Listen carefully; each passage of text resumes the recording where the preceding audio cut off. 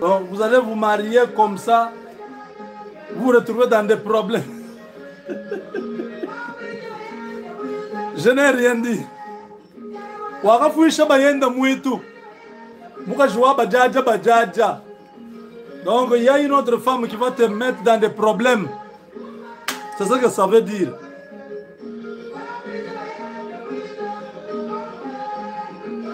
Voilà, merci beaucoup. Voilà. Chers amis, la tension est totale. Donc Kamere a aujourd'hui confirmé qu'il est partant. Il ne croyait pas que c'était vrai. Il ne croyait pas que ces derniers allaient vraiment le mettre dos contre mur. Attendez, j'arrête la musique là. Voilà. Kamere a réuni les députés.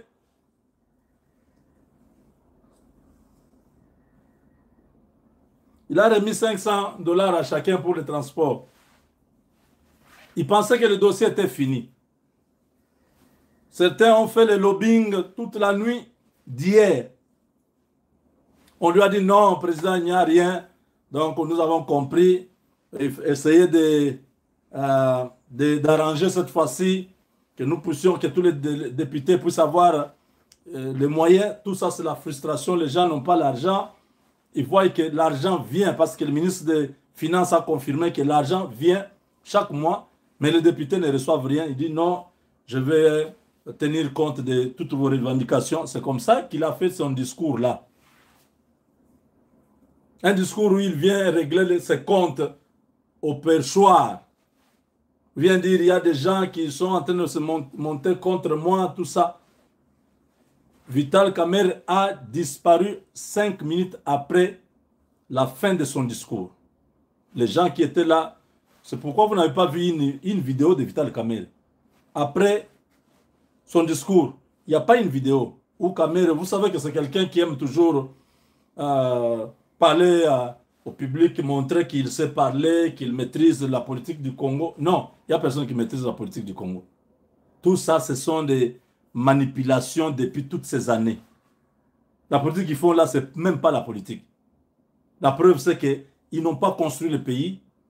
Depuis Mobutu jusqu'à aujourd'hui, le pays est complètement par terre. Il n'y a pas un homme politique congolais qui peut nous dire aujourd'hui qu'ils ont construit le pays. Il faut aller en Tanzanie. Il faut aller au Sénégal. Il faut aller dans tous ces petits pays-là. Il faut voir comment les gens font la politique, une politique de développement qui transforme leur pays. Les politiciens congolais sont des aventuriers, ils ne font pas la politique. C'est des gens qui aiment les femmes, qui se marient avec 1000 femmes, qui prennent l'argent de l'État pour satisfaire à leurs besoins érotiques. Oui, oui, ils sont très performants sur le plan érotique.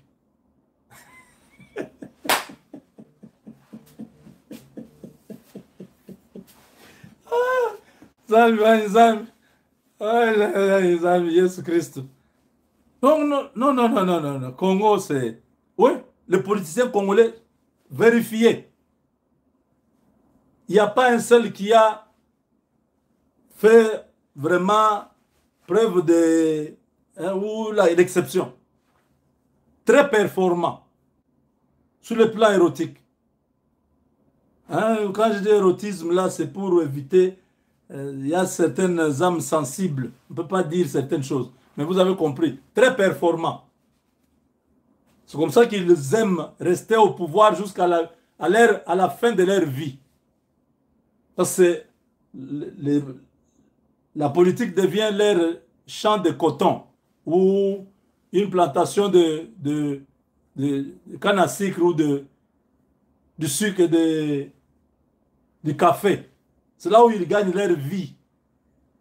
Ils disent qu'ils font la politique. Ils ne font pas la politique. Le pays où on fait la politique, allez dans les pays qui se développent. C'est là où on fait la politique. Ça sont des aventuriers, sont des charlatans. Au Congo, il n'y a pas de politiciens. Ces individus, depuis 1960 jusqu'à aujourd'hui, ils n'arrivent pas à comprendre un modèle de développement pour faire avancer le pays. Ils viennent, ils s'embrigadent dans les mêmes coutumes, dans les mêmes habitude. Chaque année, on doit toujours savoir, et voilà, les partis politiques se sont constitués. Là, dans les partis politiques, on n'enseigne pas le développement. Non. Même l'idéologie du parti, on n'enseigne pas. Le civisme, on n'enseigne pas. C'est pourquoi vous avez des gens qui sont dans les partis politiques qui ne sont pas patriotes. On n'enseigne pas.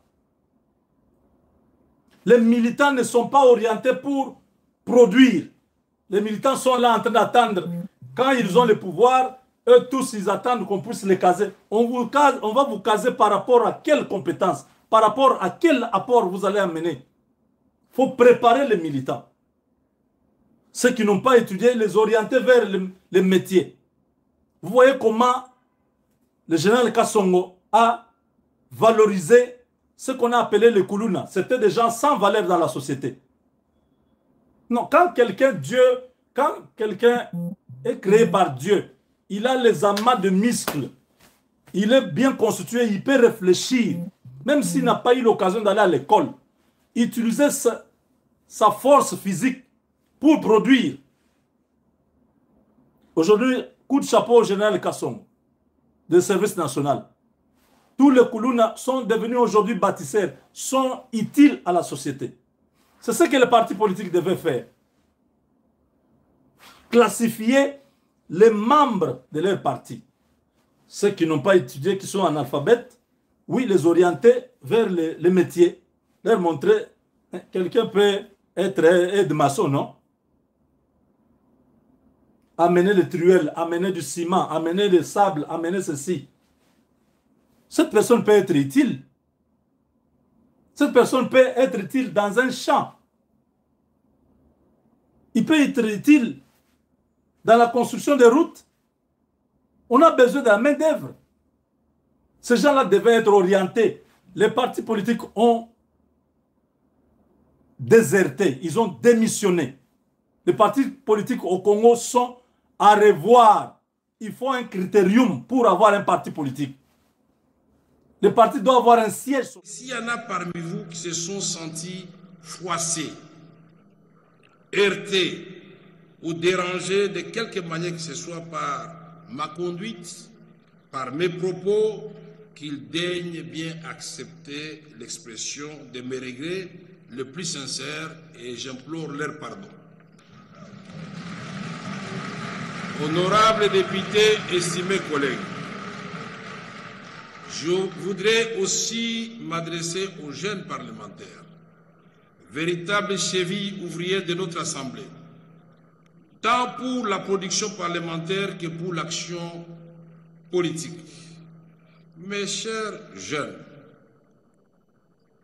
votre appel a été entendu et le bureau s'emploiera à créer les conditions de votre épanouissement, notamment à travers un plus large espace d'expression et des opportunités pour renforcer vos capacités.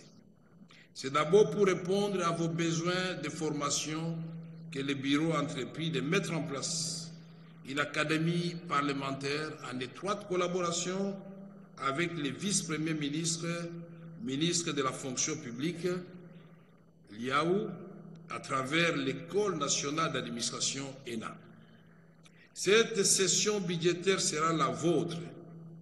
Je vous invite, vous, autant que l'ensemble des députés nationaux, élus légitimes de notre peuple et gardiens de ses aspirations, à travailler avec acharnement dans l'abnégation et la discipline pour offrir à ces peuples dont nous sommes les élus légitimes et les gardiens de ses aspirations la contrepartie de la confiance qu'il a placée en nous.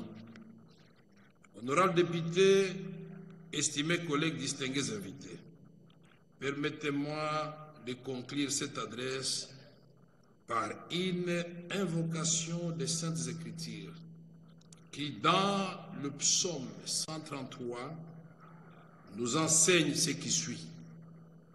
Voici, ô, qu'il est agréable, qu'il est doux pour des frères de demeurer ensemble dans l'unité.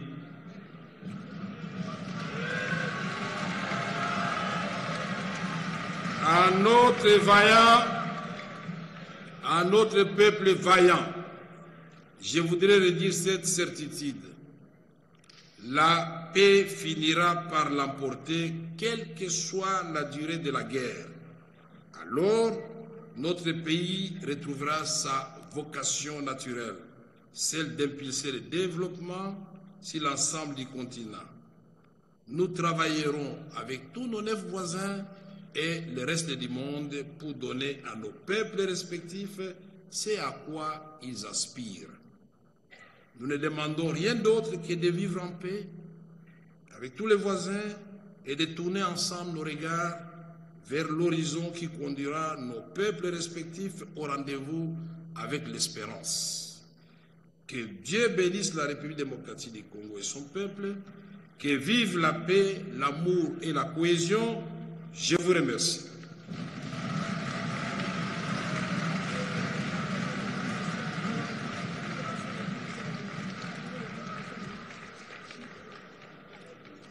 Honorables députés, chers collègues, chers invités, je déclare ouverte la session de septembre 2025. L'ordre du jour étant épuisé, la séance est donc levée. Je vous remercie. Mesdames, Messieurs, le protocole. Les parlementaires debout. Les parlementaires debout. Les parlementaires debout. Bonjour à tous. Bonjour. Merci beaucoup. Esengweza makasi politique oyo. Il est pas si vivant. Nicolas tokomi kosala ba investigation ya makasi. Oyebi comment makambo ebeta mabalata wa pouvoir tozala yango. Ba journaliste ya opposition basala ndenge nini. Ba koma ko coopérer na batu ya pouvoir. Omona mutu wana za soit DG aza soit ministre. Akepa ministre to DG wana. Apesi ba matière. Tango so le kana émission. Il y a Tshisekedi du Koto. Tout est Tshisekedi du Koto. Il a pas si vivant. Et donc on a zolo banabino na yebi yango malam. Au lieu que batuana, balu kabiso, bape sabiso pe ba matière moko fiable. Ya malam te pour le chef de l'État, bape s'arrêter. Balu kaka banani, ba journaliste à opposition. Na uti komona Jean-Pierre Liaou, Ayambi Pius Romain, Ayambi Paulette Kimutu. Baye oyo bazali ba po bakabila il est pas vivant azo solana bango non po baba na ko communiquer pour la chef de l'État mais baba na ko lobela rande après le dit que ça mutu il est pas vivant dossier Vital Kamerhe le malheur ne vient jamais seul. Merci. Kamerhe lenga zawana ko le chikicha Amida ngobala kei Amida ngobala kei écoutez les informations. Domonaki délégation. Il y a des députés Oyo, ba kotisi mention contre Kamerhe. Et Kumba Makina Crispé Bindoulé. Ba kei inde na ida pese. Ba kutani na Augustin Kabuya. Ba soloni na Augustin Kabuya. Na bosili sina bango Kabuya lobino to ko informer chef de l'État. Biso awa tolobaki na ye.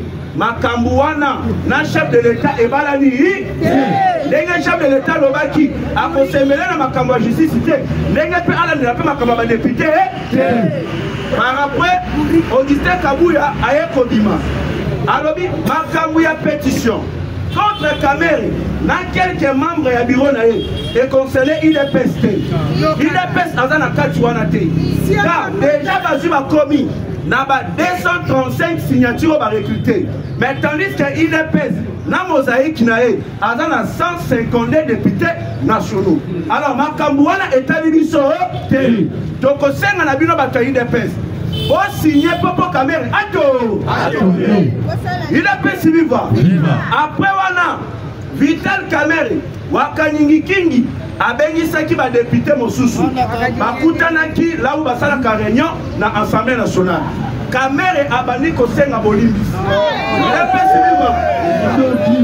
Kamerhe lobi boye nalo batela mutu esengaka pardon mutu moto asengaka bolimbi elakisi arekonetre mabe na alobi na bango bolimbisa ngai toza famille toza bandeko problème ezali oloba na ngai tokobongisa à la viable tina point ya koluka na tombe eza humiliation mpo na nga alobi mpo na vi na ngai na souffrir trop naye lisusu komona mpasi na ntango nasuka masolo na bango apesi chaque député $500 en terme inapesi biwa eye kokoma epai ya bindule mwakimia ezala mpona botalanga mokama eye kokoma epai bindule bindule alobi ngai nakolimbisa kamere te tokokende nango kino na suka kino Kagame akotombe inapesi biwa naya koyoka boye ekoli 250 signatures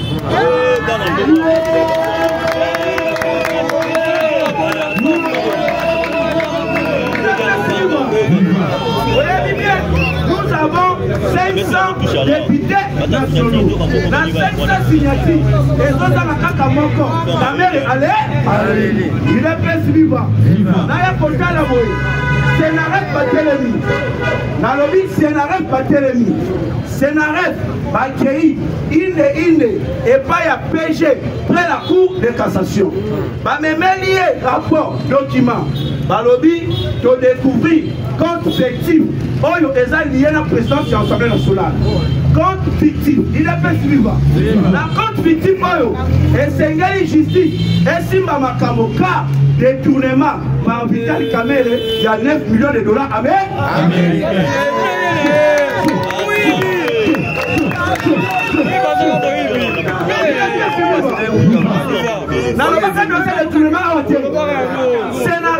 Accueilli qu'on saisit PG près la cour de cassation.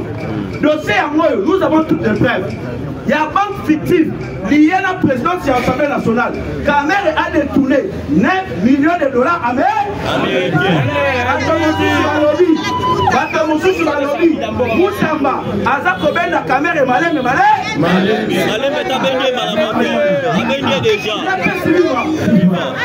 Kamerhe a échappé.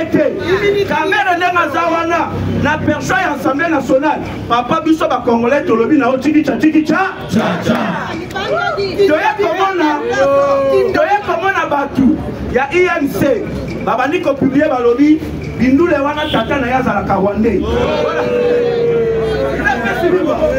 Est-ce batu ya INC okoki kolobela biso conseiller nationalité. Mais on explique na nubiso comment se fait-il Kamerhe leki na propre maman moko tata moko Patrick Kamerhe na États-Unis d'Amérique azali 100% bourou Kamerhe ndenge na Congo comme 100% Congo.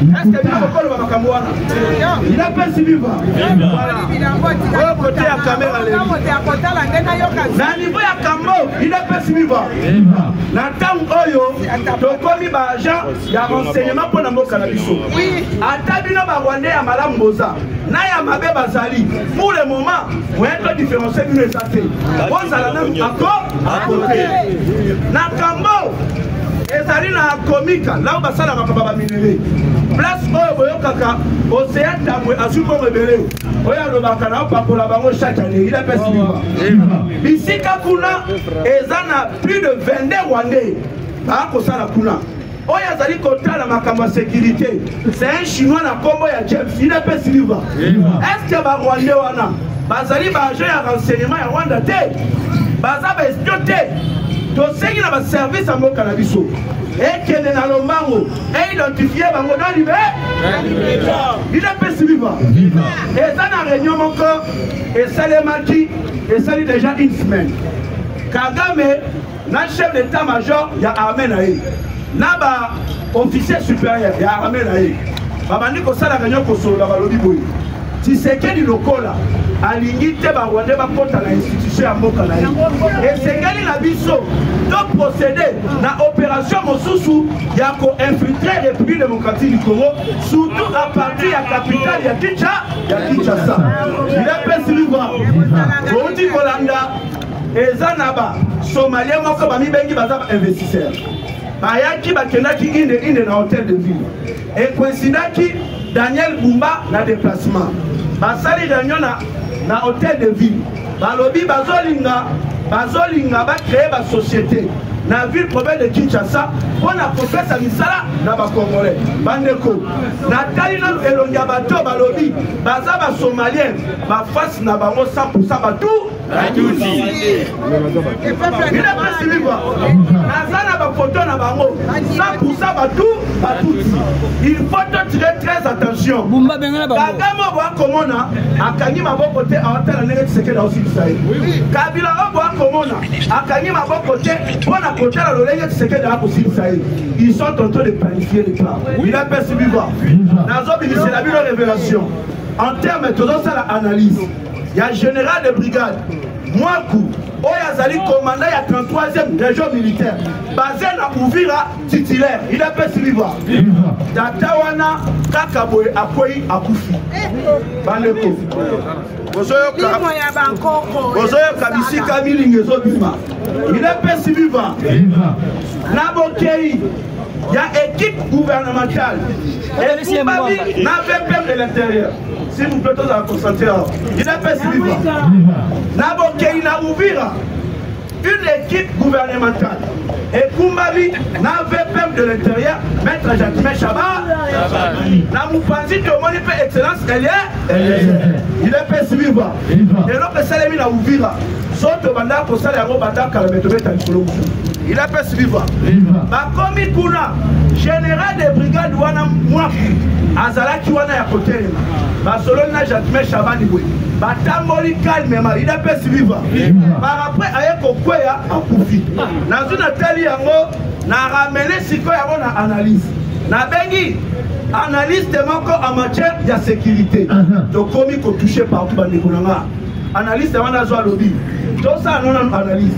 Yoka yanga yango yoloba yayo ngapela losina lobi yanga to sangani epesi biso bosolo oyeze bimisi cause ya liwa ya général wa voilà na bandeko nalo batona lo bate nalo batona lo bate tango batindaki Olivier Gassita comme commandant ya 33e région militaire la Uvira chargé des opérations ainsi que renseignement Olivier Gassita azalaki adjoint Mwaku titulaire.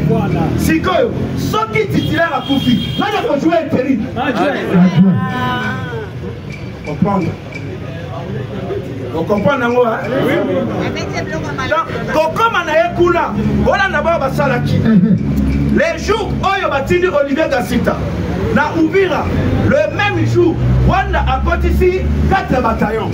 Sur Bazu Sikoyo Mwaku. Banyati est bord. Donc moi pour ceux qui a couffé titulaire, Malamoko, Olivier Gassita a sali au babé intérim. Il a fait vivre. Oa Simba Siko au pouvoir ya malam, ya Kokoti Sabawa. Brani Kokenabino malam malem. Comme les généraux Boyoka, comme les généraux Mwaku avaient résisté la corruption, Malouki va corrompre tant de fois.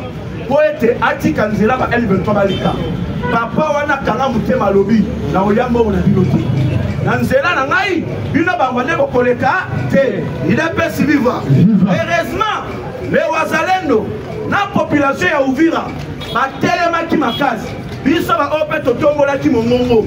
Ne Olivier Gassita ba ekolongola yi.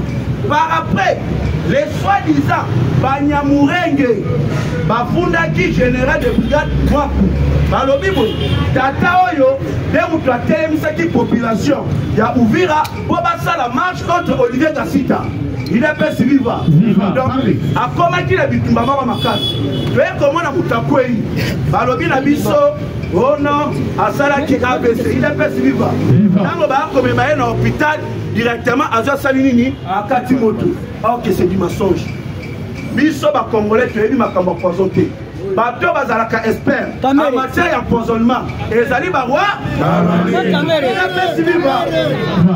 ezali ba rwandais bomoni comment babongisaki plan il est perçu vivant hôtel Sabino lisusu en termes toujours de révélation boyebi boni ba rwandais ba se retrouver kanaba poste ya commandement ya kati ya armée ebetamaka boye na baligne de front baennemi bazobunda sikoyo na bamilitaire na biso soki biso tobeti bango parce que tobetaka kaka bango bango baganyaka na nzela ya corruption sans corruption bakokaka biso te idapesi vivre na champ de bataille tobundi na bango tobeti bango soki bakoki te basalaka nini bakimaka lokola bareusira pour infiltrer bainstitution nyonso ya mboka na biso kobanda na armée ya mboka na biso na police na service ya renseignement lokola oyo akumbaki opération commanda wana ablokaki bango mpo bareusir te mbala moko bakobenga bato na bango baplanifie opération mpo baboma commanda wana oyo ablokaki bango mpo balonga te il apesi vivre une fois ke babomi commanda wana mbala moko bakopropose kombo bokomona batraite baza na kati ya armée bazwi kombo wana banome nde aye kosimba siko commandement bisika wana so moto oyo akovanda wana nde moto akofacilite bango baleka comme exemple colonel Yaoundé na haut plateau Louvira lokola résistaka contre bango babomaka ye ntango babomi ye baye kozwa un rwandais tuti nde bakapasa bisika wana eya lolenge basala c'est pour cela poto tombe na danger te na piège na bango te elongo bani chef de l'état na qualité na ye ya commandant suprême de l'armée et de la police congolaise na qualité na ye ya commandant de bon fonctionnement na qualité na ya garant de bon fonctionnement des institutions avant chaque nomination contrôle physique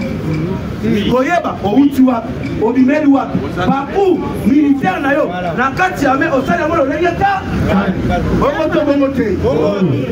bongo te toye komona Willy Ngoma osi bomoni bavideo Willy Ngoma azolakisa bajeune moko ole wazalendo bamoni ke Chilombo akosala makambo malamu te baye koraje na biso ila pesi na video wana na sina teli bilongi yango makubuka lokola kaga bate kozwa mwa baminere moko balati bango bateni balobi baza mibale merci baminere mo mibale babitala Tshisekedi azolata baminere ateni awapesa bango mandoki mais botala biso mouvement na biso baminere baza te mais na kolinga minere oyo aloba nani atindaki a makamni basala bandeko minere wana ntango bapeseka mikro soyez la zoloba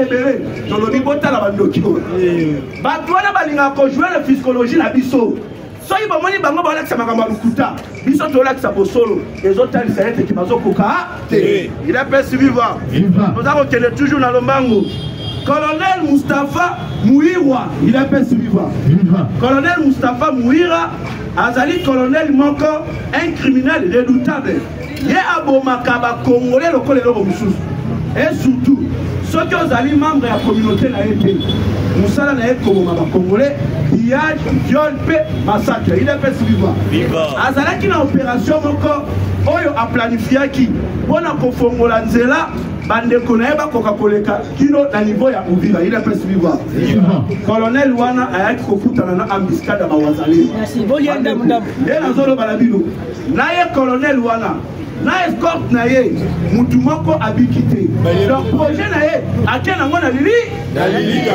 bobetela bawazalendo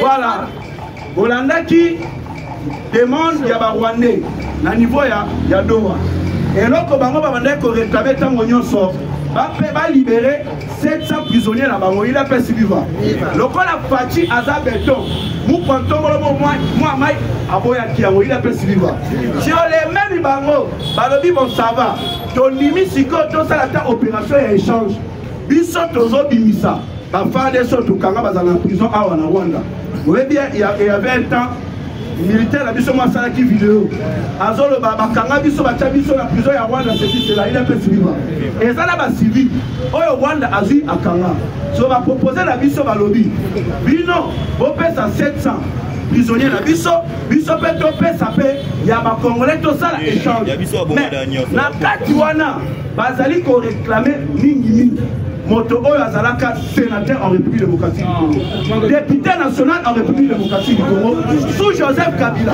Edouard Mwangachu, Tengeni Libino Barwande, vous allez réclamer Edouard Mwangachu.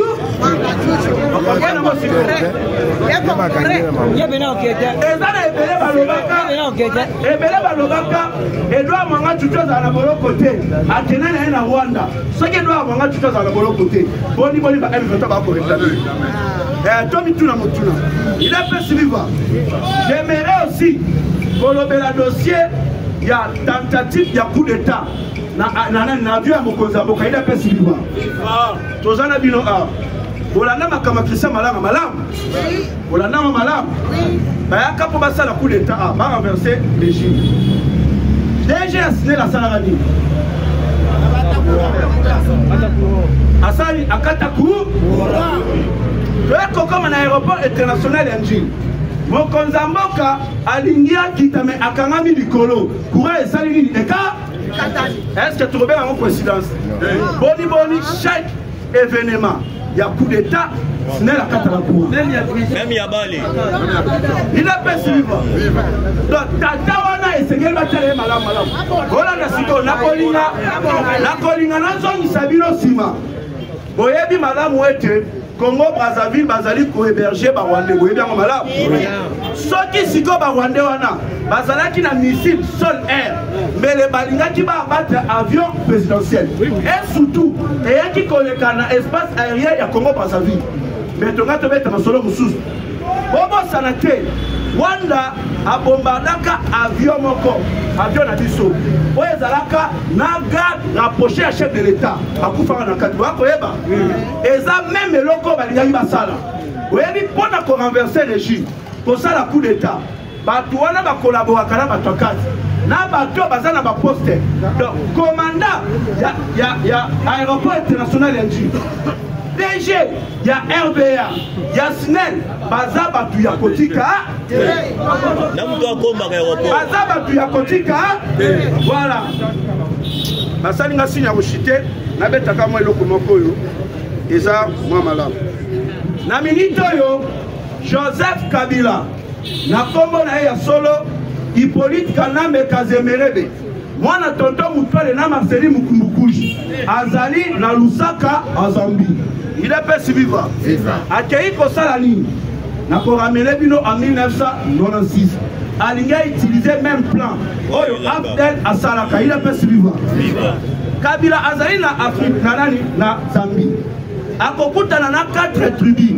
Oya Kosolana Bango, le diaspora de l'Est. Les tribus Fuliru, Bafuliru, les tribus Bemba, Babembe, les tribus Yundi, Banyundi, et les tribus Vira, Bavira. Il a fait suivre. Azolinga Asolana Bango, Alobana Bango était Denge Zaliboé, pour soutenir l'opération Tosala. Et Zali Pona bonheur la bino. Or que cette opération est une opération de balkanisation. Bazo tout abatouana pourquoi?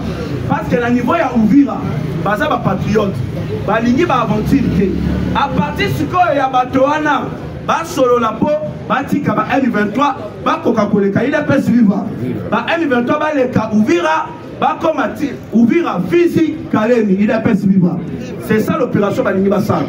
En 1996, Nabokoti ya Afdel, batanta quand même comme ça la même action, mais ba échouaka.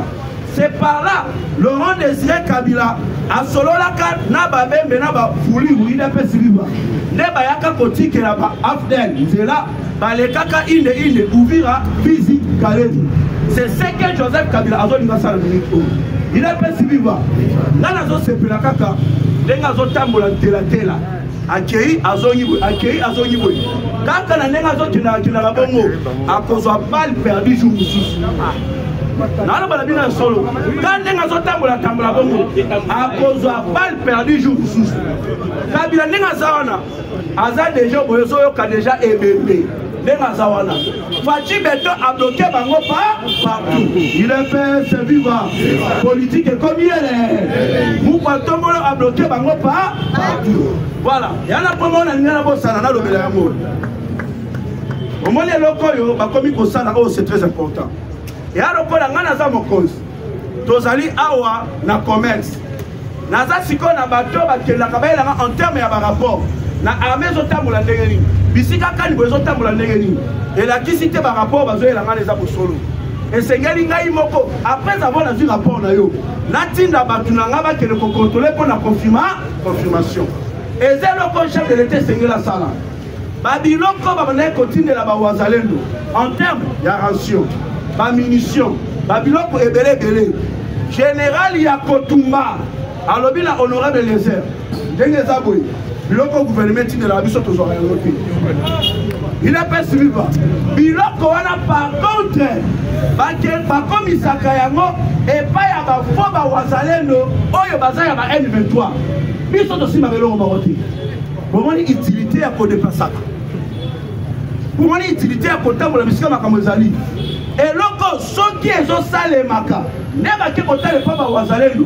bake mpe kotala mpe na FARDC tokoyeba baréalité ebele chef de l'état commandement ya baopération ya bato kabila zwa tika kino lelo ozosala kaka na bango longola bango ka bango nde baza na kati ya kotrahir chef d'état major général azosala eloko moko te bozali na grand militaire un commando moto oyo vraiment travaillard ye moko akitaka na nzela toni lubo ya kashama bokozwa botie chef d'état major général c'est tout